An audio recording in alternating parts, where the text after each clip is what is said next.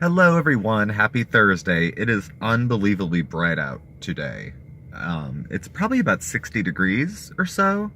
Um, this is a car vlog. I am early for a meeting, so I just wanted to check in. I'm in, I guess, what you'd call a distressed city. I'm in Hazleton, Pennsylvania. Hazleton has a reputation. They had a mayor that, depending on your political persuasion, you could call a bigot. Um, the city had a major influx of minorities that moved in, and some people thought that that was great, and some people thought that that was not. I think some people wanted to build a wall around this county because that's how we roll. Pennsylvania's only been a red state for a hot minute, and boy did it take. So, yeah. So I'm feeling a little ghetto fabulous today. It's so funny because I live in Northeast Pennsylvania, and people have this great fear of distressed areas, lower income areas, ghettos. If you're, being, if that could be crass, it might be offensive to some folks, but that's the slang, I believe. It doesn't really bother me too much. It probably should, but I grew up in a small town that now is a little more distressed than it used to be. It's probably easier to go cop heroin than it is to ask someone for a cigarette.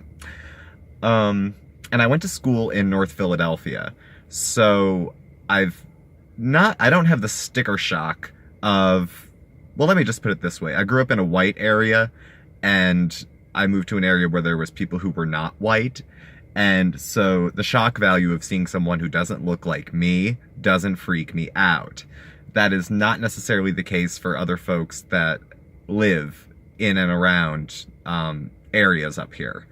It's not everybody, of course, but it's enough folks. And it's that kind of subtle stuff, like where they might cross the street if they see three people standing on a street corner talking about whatever, and they happen to have their pants hanging low, or they look a little menacing, and that kind of stuff doesn't bother me as much. I don't know why. Like I said, the shock value of people that don't look like me hanging out in public doing nothing is not suspicious to me. I don't know. Maybe I'm just a snowflake. Oh hell, I'm a snowflake. I own it. But I'm also not too much of a scaredy cat. And that's not to say I haven't had bad experiences when I was living, in Philadelphia. I lived in an area that was transitional at the time. I moved into a little studio apartment right after college in an area that at the time had a rough reputation. I think there was a shooting catty corner to my apartment building the first night that I had moved in. And now that area is condos. My rent now, if I moved back, would be twice what it was. And the landlord didn't even, fix the apartment or anything. So, and I had been mugged, I think once, maybe twice when I was there. Both times I contributed to the mugging. One time I was driving drunk and almost got carjacked. And another time I was walking drunk through an area that I probably should have been more cautious. It was really poorly lit. And I got rolled at the time. Luckily, because I was drunk and broke, all they got was my wallet and my maxed out credit cards and my debit card, which was overdrawn. So, joke's on them. Point of reference, never realized guns were so heavy. I had a big bruise because they came in through the window and pressed it here. So, I've had my experiences with urban living and the darker side of urban living and the unsafe sides of it.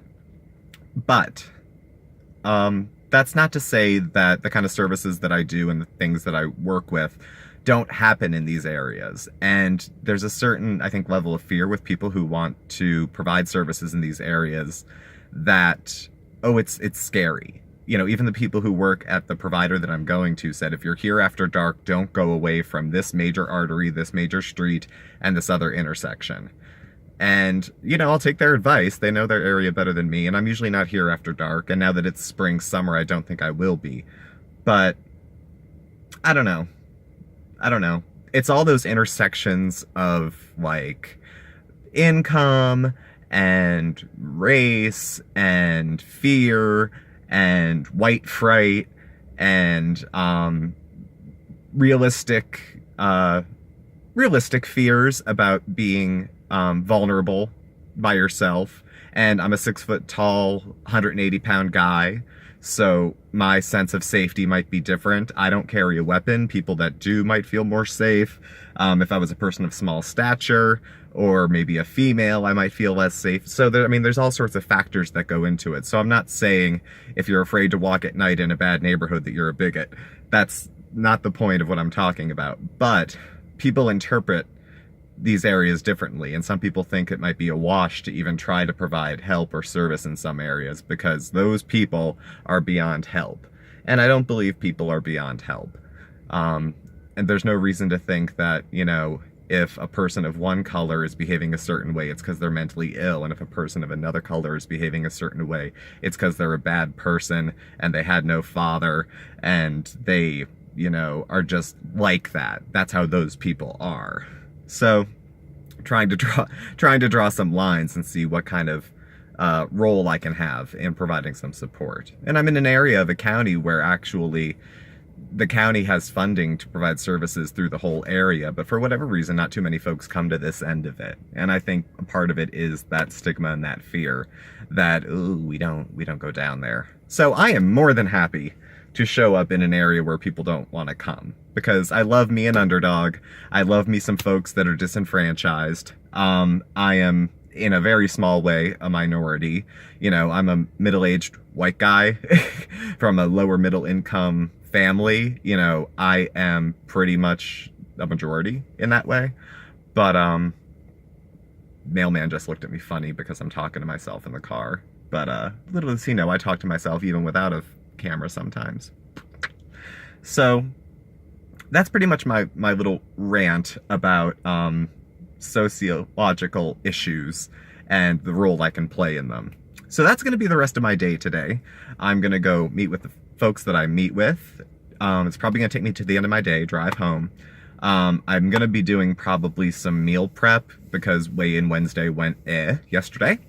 And Mark's going to be out of the house tonight, so it'll be just me. And this is the last traveling day I have this week, as far as I know, unless something comes up tomorrow. So I'm going to stay in, chill out, catch up on some videos. I know, I think Zach put one out, Cynthia put a couple out, Jen usually has one out. So I want to catch up on some of my favorite folks and just take it easy. So thanks for watching. Please subscribe, give me a thumbs up, hit the bell, get some of the alerts, and I'll catch up with y'all soon.